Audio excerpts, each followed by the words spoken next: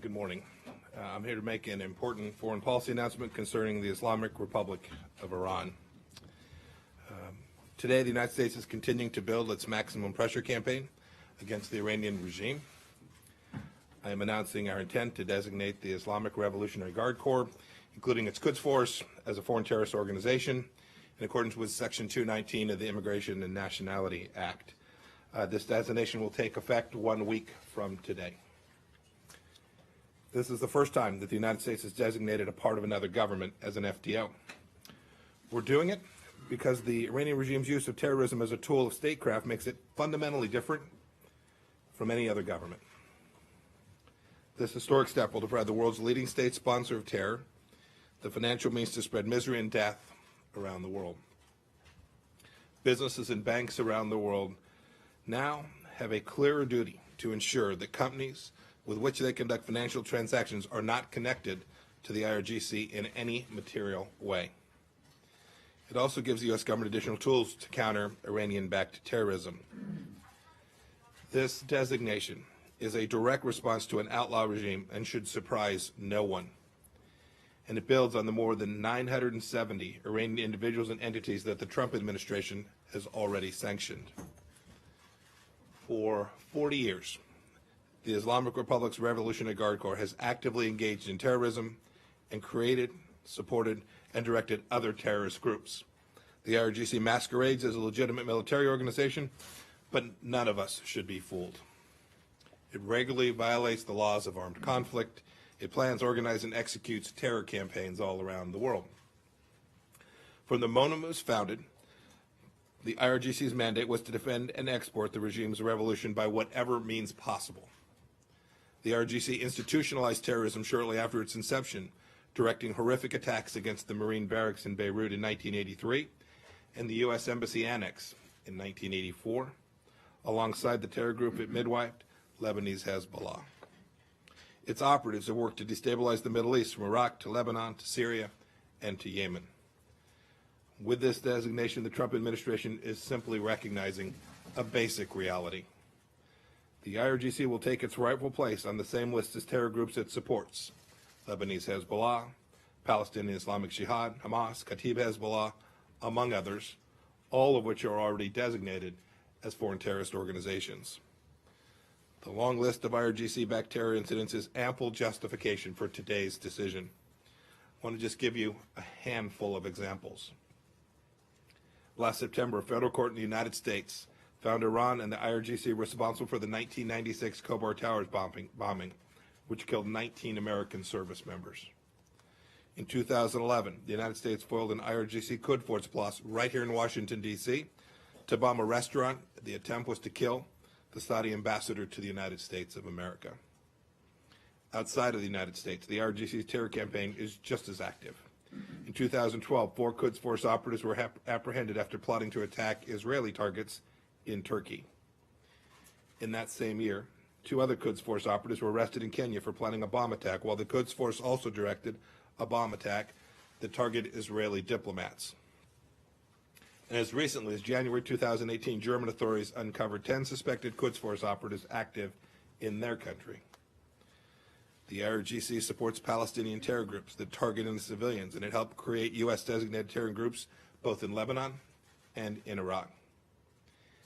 And the IRGC also backs the murderous Assad regime, which gasses and slaughters its own people. Our designation makes clear to the world that the Iranian regime not only supports terrorist groups, but engages in terrorism itself. This designation also brings unprecedented pressure on figures who lead the regime's terror campaign. Individuals like Qasem Soleimani. He's the commander of the Quds Force and oversees Iran's forces deployed to advance the Islamic Revolution through terrorism and other forms of violence. He doles out the regime's profits to terrorist groups across the region and around the world. The blood of the 603 American soldiers the Iranian regime has found to have killed in Iraq is on his hands and on the hands of the IRGC more broadly. Inexplicably, the regime has faced no accountability from the international community for those deaths. Far from being an arbitrary attack on Iran, our pressure campaign imposes just and long overdue consequences for the regime's malign activity. We should not also forget the IRGC's central role in the nationwide con artistry and corruption of the regime's leaders, which they perpetrate against the regime's own people. Other governments and the private sector will now see more clearly how deeply the IRGC has enmeshed itself in the Iranian economy through both licit and illicit means. In just this past July, the City Council of Tehran announced that the IRGC Cooperative Foundation, which manages the IRGC's investments, has embezzled more than $1 billion from the city of Tehran. The next month, a former councilman accused the longtime mayor of Tehran of steering contracts to the IRGC. It's no coincidence that the mayor also formerly served as an IRGC commander and the chief of Iran's police state. Back in 2017, Tehran arrested several IRGC commanders involved with the Cooperative Fund for Corruption, including the IRGC's financial architect, Masoud Merdadi. Then there's Mahmoud Ahmadinejad's old college pal, Sadiq Musili. They call him the billionaire general. He went from being a low-level IRGC officer to one of Iran's richest men, all thanks to scoring construction and oil contracts from companies linked to the IRGC. The leaders of Iran are racketeers, not revolutionaries.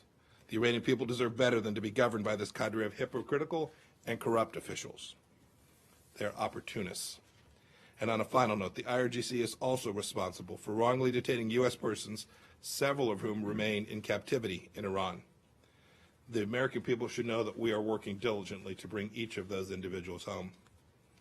With this designation, we are sending a clear signal, a clear message to Iran's leaders, including Qasem Soleimani and his band of thugs, that the United States is bringing all pressure to bear to stop the regime's outlaw behavior. We ask that our allies and partners around the world do the same. Thank you. Secretary has time for one or two questions, and we'll have additional opportunity with some others.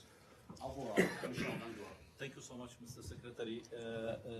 Javad Zarif has said today that there will be consequences for U.S. forces in the region after the designation, and he addressed President Trump saying that he should know better than to be conned into another U.S. disaster. What's your answer? And secondly, news reports say that the U.S. is considering sanctions on Lebanese, the head of the parliament, of the Lebanese speaker, Nabi Berri, because of his ties with Hezbollah and Iran. Can you confirm that? So your second question, on my most recent trip to Beirut, made clear to the Lebanese leadership, including in conversations with Speaker Berri, that America was not going to tolerate the continued rise of Hezbollah inside of the country, that it wasn't in the best interest of the Lebanese people to have a armed terror group underwritten by the very Iran that we're speaking about today continue to have significant sway inside of that nation by use of force. This isn't about political parties. This is about armed forces inside the country of Lebanon. We made very clear that we were going to continue to evaluate sanctions for all those that were connected to the risk that was created to the Lebanese people. As for the first question, I've seen Foreign Minister Zarif make many statements before. We have made clear, both publicly and privately, that an attack on the United States of America is something that they ought to think more than twice about. Mr. Secretary, I asked you this question 2 weeks ago, and you didn't seem to be sure about it. Now that you have listed them, I'm wondering what has changed. Now you have listed them as a terrorist organization. Will you treat them like ISIS and Al-Qaeda? In other words, will you target Qasem Soleimani like you target Abu Bakr al-Baghdadi? And on a separate note, Prime Minister Netanyahu said that he wants to annex part of the West Bank today. What's your reaction to that? Will that undermine the peace plan? Yeah, I don't have comments on either one in response to either one of those questions. I'll leave. When you say target, you're usually talking about things that the Department of Defense does. I'll allow them to respond to that question. Thank you. One more, Mr. Secretary? Sure. Okay, let's go to Morris. Go ahead. Thanks. How are you? Quick ones. How will this affect EU trade, oil waivers, since the IRGC is involved in most parts of the Iranian economy? So the question, including banking and everything else. So how does this affect those relations? And number two, if you said often that you want to bring Iran back to this is aimed at forcing Iran back to the negotiating table. Do you believe that this would help bring them back, or is that no longer your aim here? So I think what we've said before is we want Iran to behave like a normal nation. We laid out 12 things that they needed to do back in what would have been almost a year ago, May of last year. That's the mission. That's the mission of this designation as well. So that's our purpose. If you said, what's the intent? It's to achieve the outcomes that we laid out back in May of last year, to get the Islamic Republic Iran to do the simple thing like not launch missiles into Saudi Arabia, risking American lives each and every day. What was remind me of your first question? And then the first one is, how does this affect things like EU So trade? So here's the simple answer to that. If you're the general counsel for a European financial institution today, there's more risk. It is absolutely the case that the IRGC amounts to a significant piece of the Iranian economy through pure kleptocracy. And it is also the case that it is sometimes difficult to know whether the IRGC is involved. That is, the diligence effort is an enormous undertaking. I think this will require more diligence be done by every business that is considering doing things that are even now second and third orders removed from what you might think of as a traditional connection to the Iranian economy. This extends to your point about trade, or you asked about oil waivers. We'll make that decision in due course as we move towards May 2nd, but this absolutely extends and creates clarity around those transactions that create risk for companies, not just in Europe, but frankly all over the world. Was that one of your goals, Mr. Secretary, to Thank shut you all down very much. Thank you all your very much. business? We now have Special Representative for Iran and Senior Advisor to Secretary of State Brian Hook, and our Assistant Secretary for Counterterrorism, Nathan Sales. They'd be happy to take additional questions. Please. The Associated Press, Matt. So I'm just curious. This has been obviously under consideration for a while. Previous administrations have considered it as well, but opted not to do it. And one of the reasons has been for not doing it to date that it creates complications, particularly in Iraq, but also in Lebanon and elsewhere for American soldiers, but also American diplomats and how they can.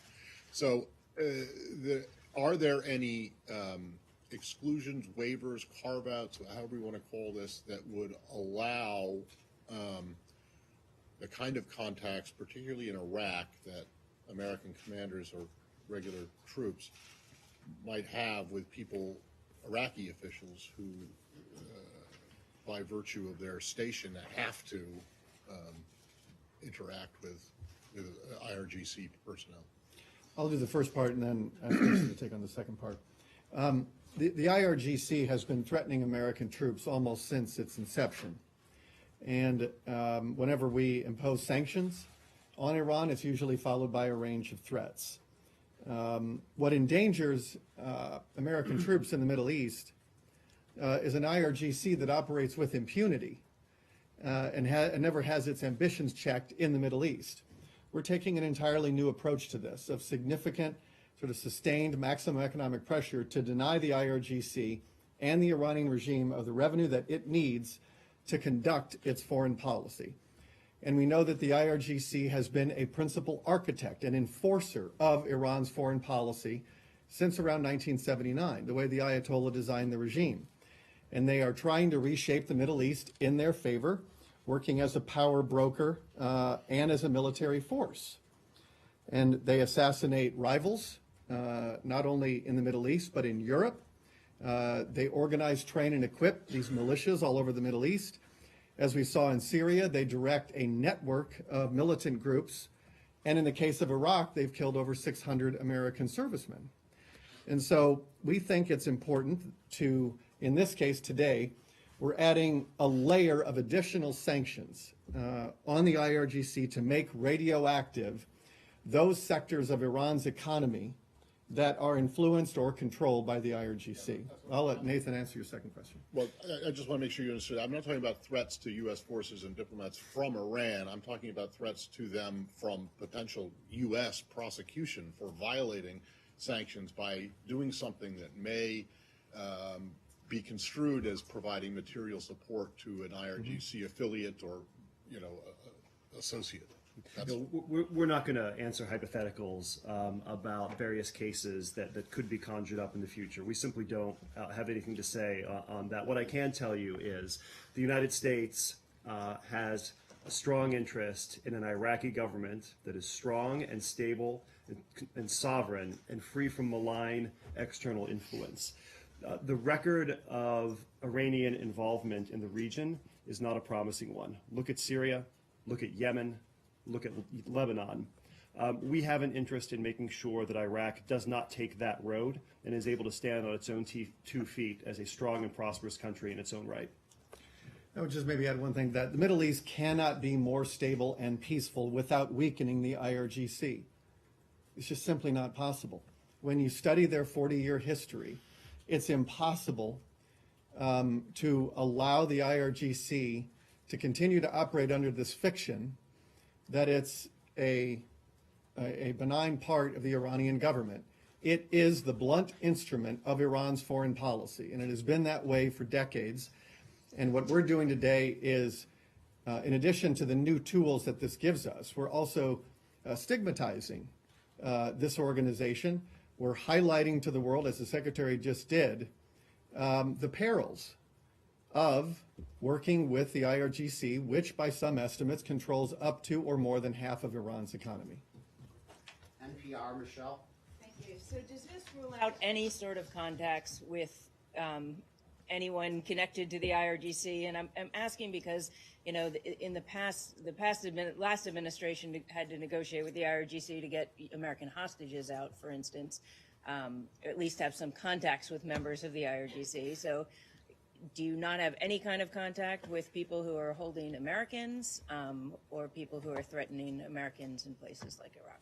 Well, let me tell you what the law provides. The law provides that it is a federal criminal offense punishable by up to 20 years in prison for any person who provides material support to a designated foreign terrorist organization.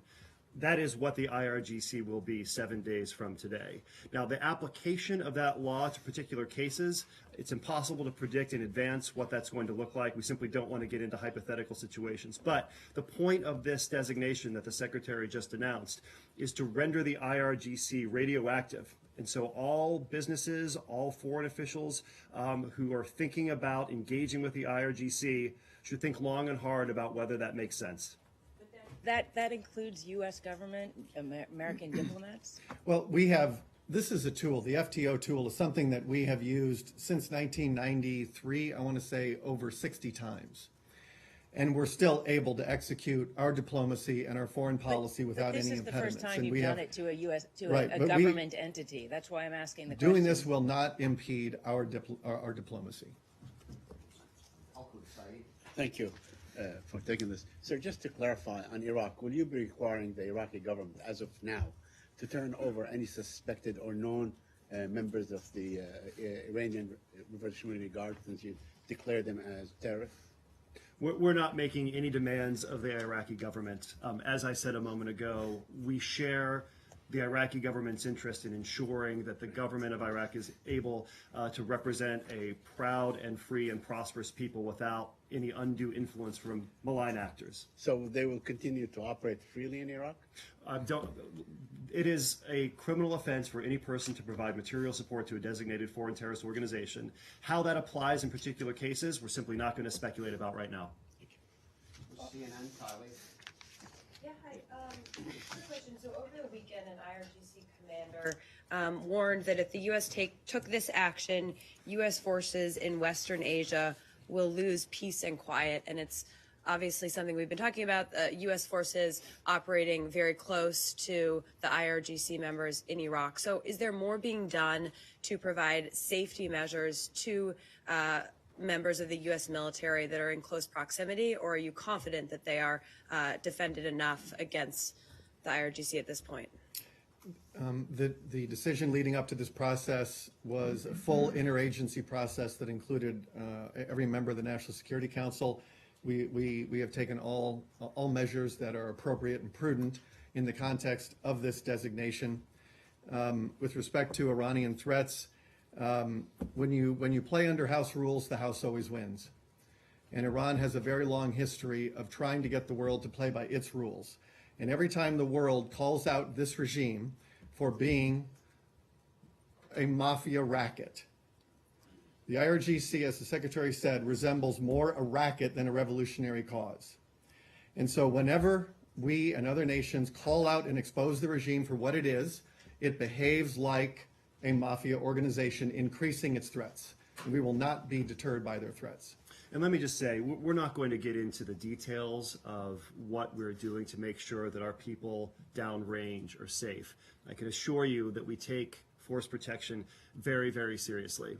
And that is why we have run a robust interagency process to make sure that all interested parties are prepared for whatever the Iranian regime might throw at us. Let's go to CBS, Christina. Thanks. Hi, guys. Can you talk a little bit to Matt and a little bit Kylie's question about the timing of this designation? I know there has been some criticism about, especially now because U.S. forces are in close proximity, this might put them at risk, which you answered a little bit. But we've been hearing about this for a year. Why now? What was the tipping point that made this designation important this week? Well, it's the next step in our maximum pressure campaign. This administration previously designated the IRGC for providing support to terrorism. Today, we have stripped away the plausible deniability. It's not just that the IRGC supports terrorism that its proxies undertake. Today, the IRGC stands accused and convicted of directly engaging in terrorism itself. This new tool doesn't just add rhetorical heft to our campaign. It has practical, real-world consequences, some of which we've discussed. It's now a federal criminal offense to provide material support to a designated FTO such as IRGC when this takes effect on Monday. The material support statute is an incredibly powerful tool. Since 2001, since 9/11, we've used it to obtain hundreds of convictions. And the sentence for which you are eligible, if convicted, 20-year maximum penalty. So this creates very powerful deterrence for anyone who would provide material support to the IRGC or to any other designated organization. Let me just add. Your phrasing of that, IRGC's. Matt. Go ahead, Brian. We have said from the time the administration came into office that we're going to be taking a new approach to Iran. And you have seen over now 2 years, we've had 25 rounds of sanctions. We've designated almost 1,000 individuals and entities. We left the Iran deal, which has given us enormous diplomatic and economic leverage to go after the full range of threats that Iran presents to peace and security. This is just another chapter, and there will be more chapters to come. This is a sustained and focused effort at the direction of the President that enjoys the full support of the National Security Cabinet. Can I? Last time you were here, we talked about that 600 number that's been mentioned several times today. You said the Pentagon would give more guidance. They didn't really. Do you have any more context as to how that number was arrived at as the 600? Well, there have been estimates over many years. I think in the Obama administration, one DOD official said that somewhere north of 500. It took a while to, I think, pull together all of the information and to be accurate about it. And the number that has come out of the Defense Department is over 600. The Secretary gave the number, I think it's 603. And those are just the ones who've been killed. It's an enormous number of Americans who've been maimed and hurt because of Iran's improvised explosive devices. That's only Iraq, which accounts for 17% of all American servicemen's deaths in Iraq. That doesn't include Lebanon and the bombings there and other terrorist attacks around the world conducted by this regime. This is the right thing to do. It's long overdue. It does give us a lot of new tools, and there will be more tools to come. Thank you. Matt, you had a follow-up? Well, I just wanted to know about Ambassador Sale's characterization.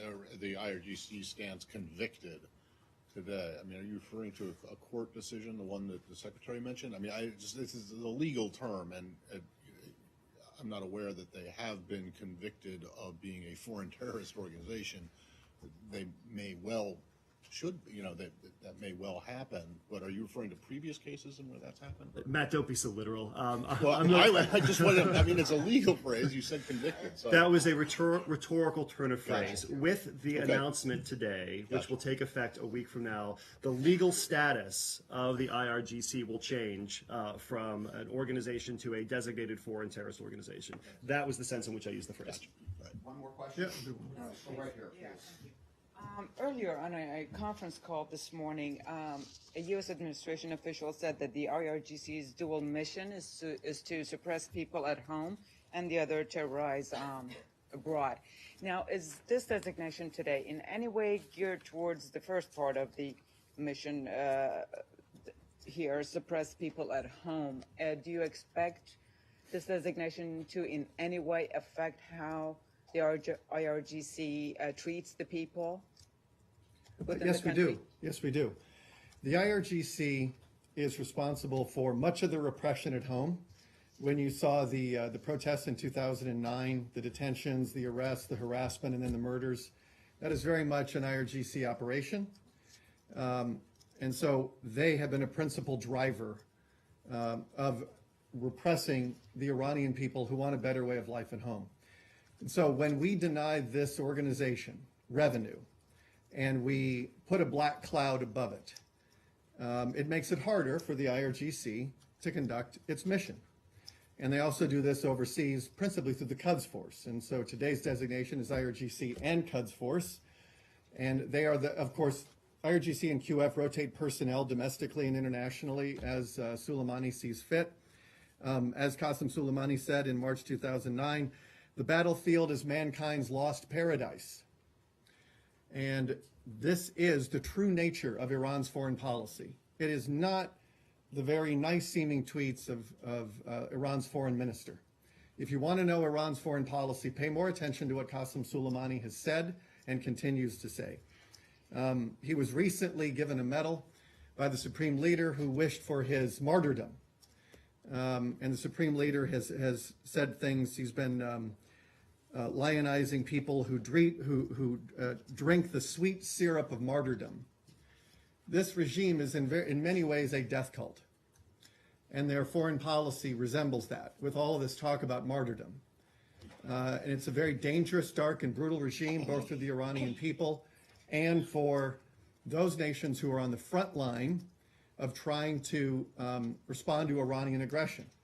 And we know that Saudi Arabia, with the missile launches from Yemen into Saudi, Bahrain, which is since '81, the Iranian regime has tried to destabilize and overthrow the government there in Bahrain, Lebanon, Syria, the Hezbollah tunnels, the list goes on and on.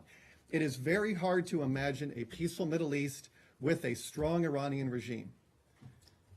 But Brian, one minute. Okay. There then. Thank you all very much. Thank you. Okay, Robert. Yeah.